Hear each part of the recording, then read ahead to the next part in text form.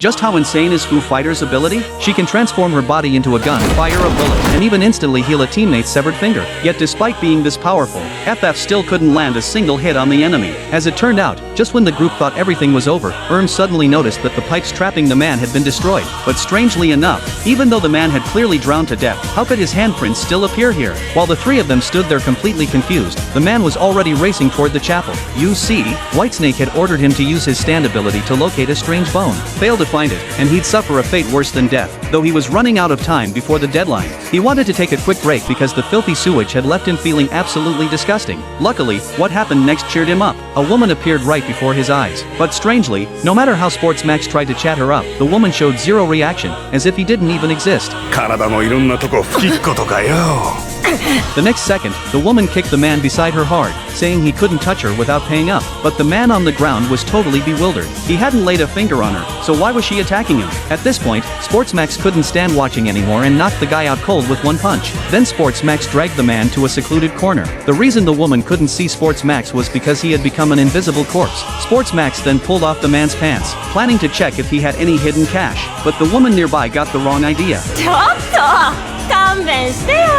私変態プレイはお断りしてんだけど。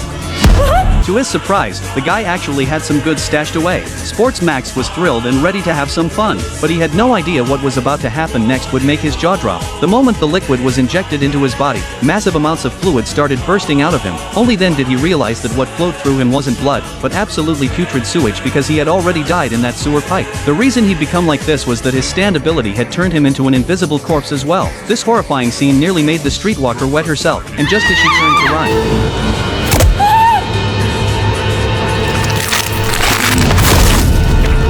at that moment, Sports Maxx, driven by primal urges, began devouring the woman. Once his hunger was satisfied, Sports Maxx swore he would eliminate Erms to quench the hatred burning in his heart. Meanwhile, Jolyne and her companion had also arrived at the scene. After seeing the woman's body, they realized Sports Maxx was still alive. But before they could figure out what was going on, the iron door behind them suddenly slammed shut. Seeing this, Jolyne immediately released her strings, forming a tight detection network around them. The moment the enemy got close, she'd sense it and counterattack instantly.